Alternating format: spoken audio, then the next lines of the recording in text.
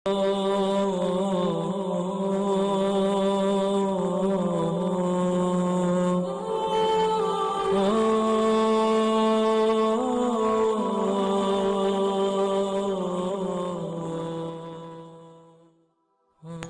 اللہ الرحمن الرحیم۔ السلام علیکم میرے معزز اور قابل احترام دوستو جب حضرت یوسف علیہ السلام عزیز مصر بنے تو قحط کے سال ان کے بھائی ان کا شہرہ سن کر گندم لینے کی غرض سے مصر آئے۔ اس سفر میں بن یامین ان کے ہمراہ نہ تھے۔ حضرت یوسف علیہ السلام نے بھائیوں سے فرمایا کہ میں نے سنا ہے کہ تمہارے 2 اور بھائی بھی ہیں۔ انہوں نے کہا کہ جی ہاں، ہمارے ایک بھائی کا نام یوسف تھا، اسے صحرا میں بھیڑیا کھا گیا تھا۔ ایک اور بھائی گھر میں ہے اور وہ یوسف کا سگا بھائی ہے، اسی لیے ہمارے والد اسے اپنے سے جدا نہیں کرتے۔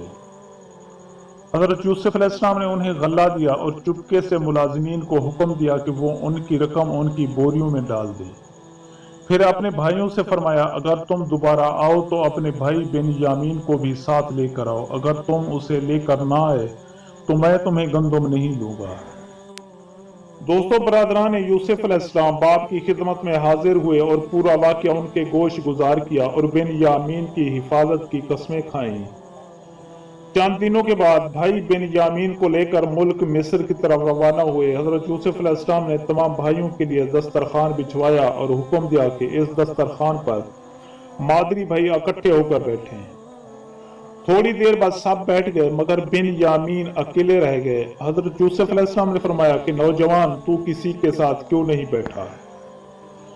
بن یامین نے کہا کہ آپ ہی نے تو کہا تھا کہ جن کی ماں ایک ہو وہ ایک دوسرے کے ساتھ مل کر بیٹھیں۔ ان کی مائیں ایک تھیں لہٰذا وہ بیٹھ گئے، اور میری ماں اور ہے لہٰذا میں ان کے ساتھ کیسے بیٹھتا؟ حضرت یوسف علیہ السلام نے فرمایا کہ یہاں تمہارا کوئی مادری بھائی موجود نہیں ہے، لہٰذا تم میرے ساتھ دوسرے کمرے میں آؤ اور میرے ساتھ دسترخوان پر بیٹھ کر کھانا کھاؤ۔ یوسف علیہ السلام اپنے بھائی بن یامین کو دوسرے کمرے میں لے گئے اور فرمایا کہ میں چاہتا ہوں کہ میں یوسف علیہ السلام کی بجائے تمہارا بھائی بن جاؤں۔ بن یامین نے کہا کہ آپ بہت ہی اچھے بھائی ہیں، لیکن آپ یوسف علیہ السلام کی جگہ نہیں لے سکتے کیونکہ آپ کا باپ یعقوب نہیں ہے۔ یوسف علیہ السلام مزید صبر نہ کر سکے، اپنے بھائی کا منہ چوم کر فرمایا کہ غم نہ کرو، میں ہی تمہارا گم شدہ بھائی ہوں، لیکن بھائیوں کو اس کی اطلاع نہ دینا۔ دوستو پھر حضرت یوسف علیہ السلام نے چوری کے الزام میں اپنے بھائی بن یامین کو اپنے پاس روک لیا، اور حضرت یوسف علیہ السلام کے دوسرے بھائی یہ خبر لے کر اپنے والد حضرت یعقوب علیہ السلام کے پاس آئے۔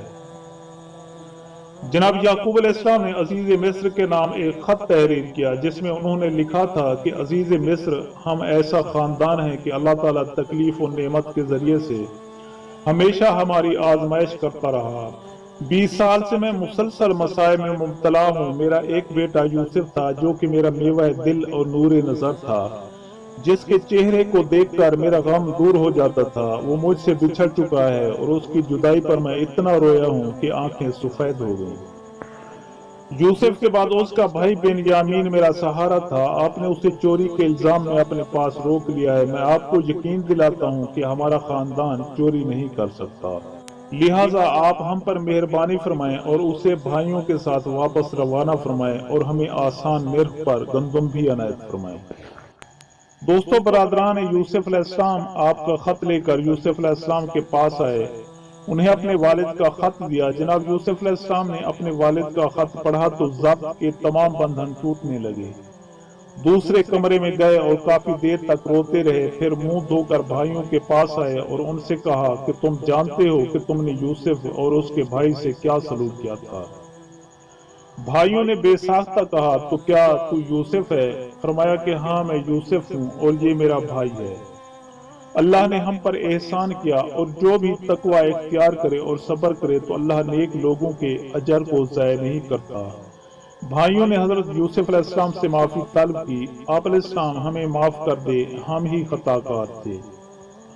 دوستو حضرت یوسف علیہ السلام نے فرمایا کہ آج تمہیں کوئی سرزنش نہیں کی جائے گی، اللہ تمہارے گناہ معاف فرمائے اور وہ سب سے زیادہ رحم و کرم کرنے والا ہے۔ دوستو یہ واقعہ سورت یوسف سے ماخوذ ہے۔